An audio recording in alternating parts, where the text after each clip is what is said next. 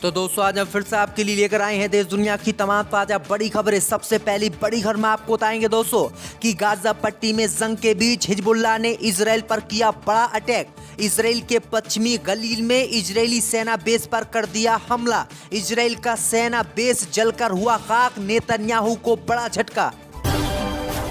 Gaza पट्टी में Hamas को जंग हराने के लिए इजराइल की सेना ने बयान किया जारी।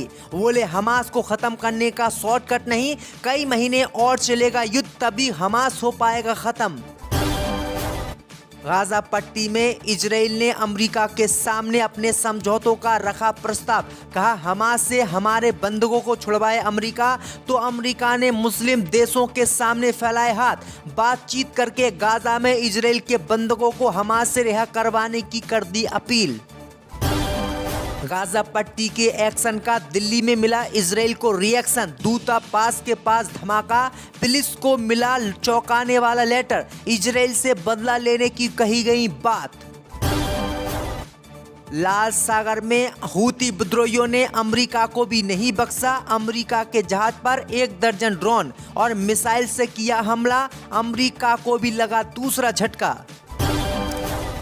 लाल सागर में मची उथल पुथल के बीच प्रधानमंत्री मोदी ने सऊदी के प्रिंस मोहम्मद बिन सलमान से की बातचीत। भारत के जहाजों पर हमला रोकने की कर दी अपील। तो दोस्तों सभी खबरों को आपको एक एक कर बताने वाले हैं। वीडियो को लाइक कर चैनल को सब्सक्राइब कर दें। इसी बीच पर तो दोस्तों अगली खबर की ओर। तो गाजा पट्टी में जंग के बीच हिजबुल्लाह ने इजराइल पर किया बड़ा अटैक। पश्चिमी गलील में इजरायली सेना बेस पर किया हमला। दोस्तों आपको बता दें कि इजराइल को हराने के लिए और हमास की जंग में जीत के लिए हिजबुल्लाह जंग में उतर चुका है। हिजबुल्लाह ने इजराइल पर आज जोरदार हमला बोला है, जिसने इजराइल को बड़ा झटका दिया है। खबर सामने निकल कर आई दोस्तों कि हिजबुल्लाह ने इजराइल के पश्चिमी गलील में इजरायली सेना बेस पर हमला किया है। हिजबुल्लाह की ओर से हुए हमले में धू धू कर इजरायली बेस जल गया है। इसके अलावा सीरिया में सैयद मौसावी की हत्या से ईरान का गुस्सा भी बढ़ गया है।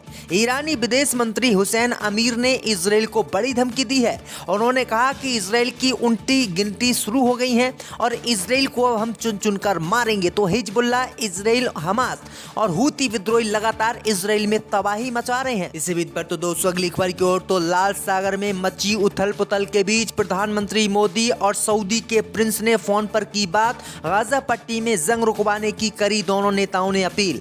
दोस्तों आपको बता दें कि एक तरफ इजराइल और फिलिस्तीन में जंग चल रही है, तो वहीं दूसरी तरफ ड्रोन और मिसाइलों ने लाल सागर में समुद्री यातायात को बाधित कर दिया है। इस बीच प्रधानमंत्री मोदी ने सऊदी अरब के क्राउन प्रिंस मोहम्मद बिन सलमान से बात फोन पर की है। दोनों नेता पश्चिमी एशिया क्षेत्र में शांति सुरक्षा के लिए मिलकर काम करने पर सहमत हुए हैं।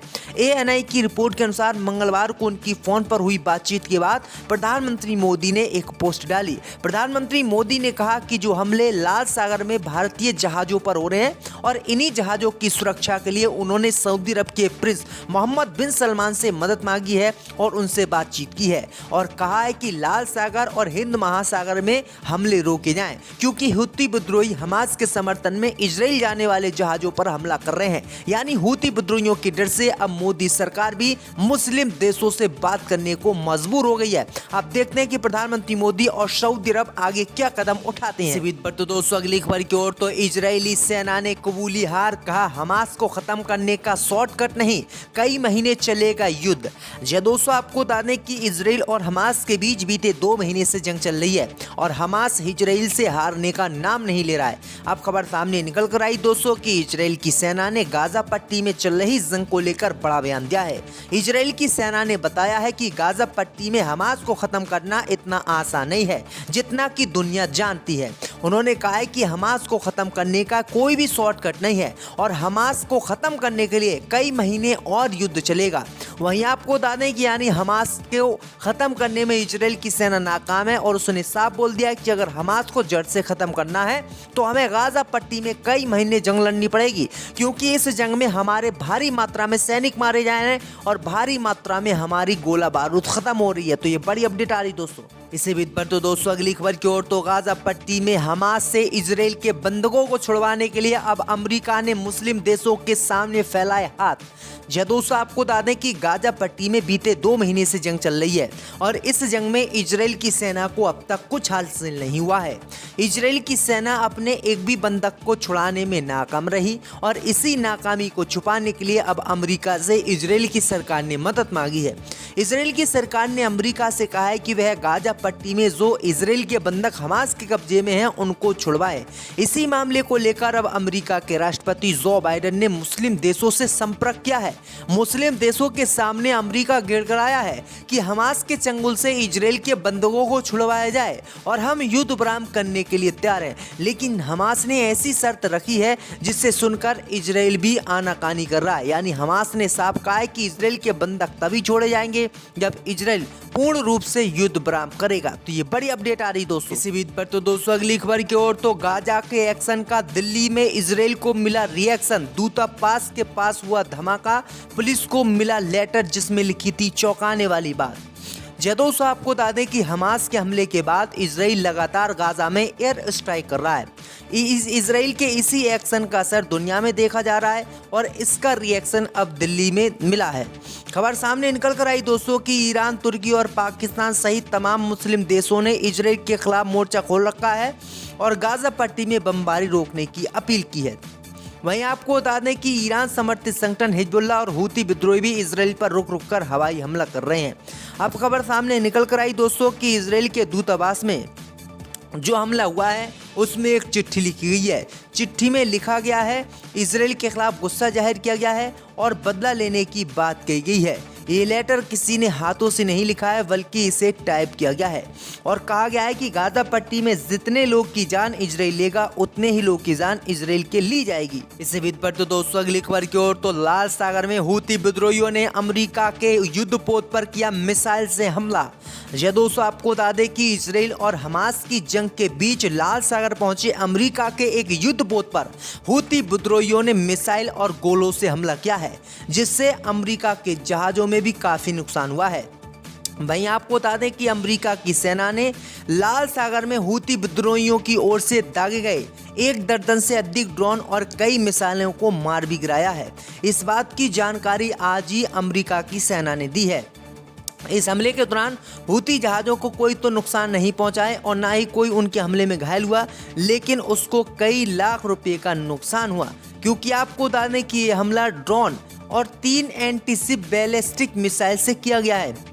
यानी अमेरिका के जहाज़ों को भी अब हूती विद्रोही नहीं छोड़ा। यानी पहले उन्होंने ड्रोन से हमला किया, उसके बाद एंटी टैंक मिसाइल से हमला किया है। इसी बीच पर तो दोस्तों अगली खबर की ओर तो इंडिया गठबंधन का यूपी में फंसा पेच। कांग्रेस को केवल 8 सीट देने के लिए तैयार है समाजवादी पार्टी।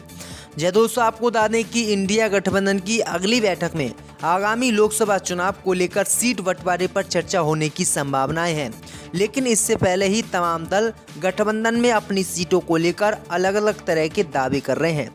इन दावों की वजह से उत्तर प्रदेश और बिहार समेत 3 राज्य में पेच फंसता हुआ नजर आ रहा है। दरअसल आपको बता दें कि गठबंधन के लिए कांग्रेस और सपा के बीच पहले ही पेच फंसता नजर आ रहा है।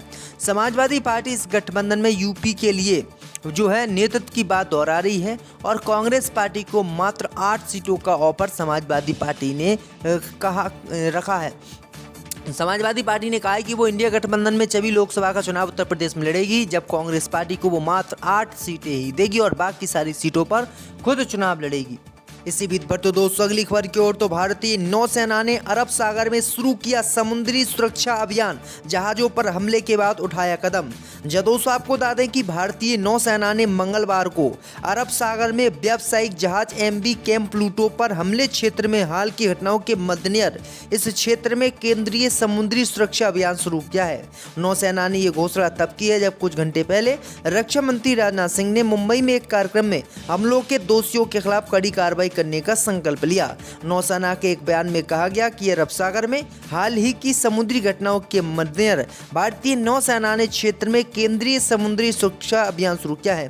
क्षेत्र में भारतीय नौसेना के युद्धपोतों की मौजूदगी और हवाई निगरानी बढ़ा दी गई है। इसी बीच पर तो दोस्तों अगली खबर की ओर, तो ईडी के सामने पेश नहीं होंगे Lalu Yadav, land for job मामले में मिला था समन। दोस्तों आपको बता दें कि मनी लॉन्ड्रिंग के आरोपों का सामना कर रहे लालू प्रसाद यादव को पूछताछ के लिए ईडी ने आज बुलाया, मगर संभावना जताई जा रही है कि बुधवार को लालू ईडी दफ्तर में पेश नहीं होंगे। आपको बता दें कि चलें कि ईडी ने आरजेडी सुप्रीमो को 27 दिसंबर को दिल्ली स्थित कार्यालय में पेश होने के लिए समन भेजा था। अब लालू के ईडी दफ्तर में पेश होने की खबर आ रही है और इसका कारण स्वास्थ्य खराब बताया जा रहा है। आपको बताते चलें कि उनसे पहले उनके बेटे डिप्टी बिहार के जो सीएम तेजस्वी यादव को भी ईडी ने समन भेजकर पेश होने के लिए कहा था, मगर तेजस्वी यादव भी ईडी के दफ्तर नहीं पहुंचे थे, यानी लालू यादव आज भी ईडी के सामने पेश नहीं होंगे। इसी बीच पर तो दोस्तों अगली खबर की ओर, तो महादेव ऐप का मास्टरमाइंड दुबई में हुआ नजरबंद, ईडी कर रही है भारत लाने की तैयारी। दोस्तों आपको बता दें कि सट्टेबाजी के आरोप में बंद किए गए महादेव ऐप के प्रमोटरों पर कानून का शिकंजा कस गया है। ऐप के प्रमोटर और मास्टरमाइंड सौरभ चंद्रकार को दुबई में नजरबंद कर दिया गया है। बताया जा रहा है कि आरोपी सौरभ के खिलाफ ईडी के अनुरोध पर जारी रेड कॉर्नर नोटिस पर संयुक्त अरब अमीरात ने एक्शन लिया है। रिपोर्ट के मुताबिक यूएई के अधिकारियों ने दुबई में सौरभ चंद्रकार के ठिकानों पर ताला लगाकर उसे नजरबंद कर दिया है। इसके साथ ही उसे भारत लाने का भी रास्ता साफ हो गया है। सौरभ चंद्रकार जल्दी भारत लाने की कार्रवाई भी की जा सकती है। आरोपी सौरभ चंद्रकार को बाहर निकालने की अनुमति नहीं दी जा रही है, क्योंकि ऐसा करने पर वो भाग भी सकता है।